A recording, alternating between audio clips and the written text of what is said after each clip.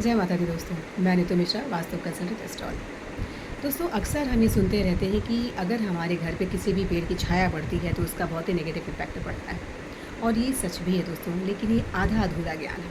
क्योंकि दोस्तों, कुछ ऐसी दिशाएं होती हैं, अगर उधर से आपके घर पे किसी पेड़ की छाया पड़ रही है तो वो नेगेटिव इम्पैक्ट ज़रूर डालता है। लेकिन कुछ ऐसी दिशाएं भी होती हैं, यदि उधर से कोई बड़े पेड़ की छाया आपके घर पे पड़ रही है तो नेगेटिव इम्पैक्ट नहीं डालता है।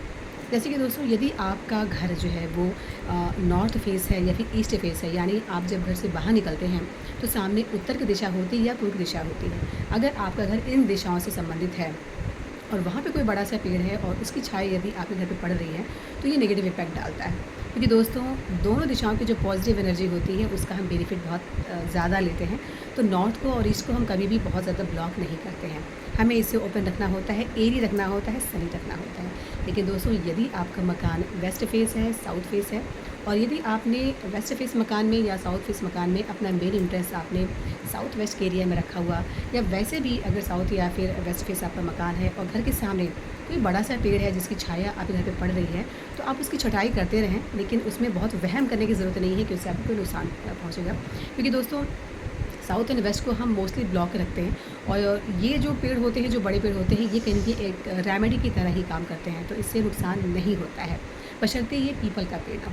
क्योंकि दोस्तों, पीपल के पेड़ को लेकर जो वहम होते हैं वो इसलिए वहम वो ये नहीं होते हैं कि वहाँ पे कोई भूत प्रेत पिशाच रहते हैं, बल्कि एक अगर हम साइंटिफिक रीज़न की बात करें तो जो पीपल का पेड़ होता है उसकी जड़ें बहुत ही मजबूत और बहुत ही गठीली होती हैं।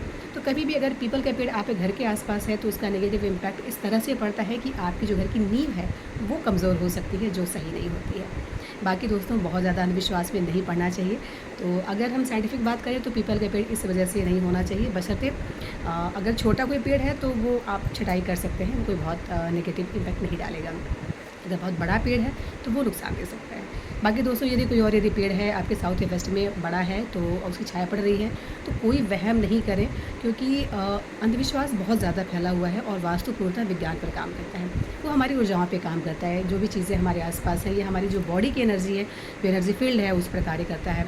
तो अंधविश्वास में पड़ने की कोई ज़रूरत नहीं है। हर चीज़ का एक लॉजिक होता है, एक तर्क होता है। उसको जानने के बाद देन उस पर अप्लाई करें। किसी डर से, किसी भी वहम से अपने आप को दूर रखें। दोस्तों, उम्मीद है वीडियो पसंद आया होगा। आने वाली वीडियो में कुछ नई चीज़ों के साथ, कुछ नई जानकारी के साथ मैं नीतू मिश्रा फिर मिलूँगी। तब तक के लिए जय माता दी।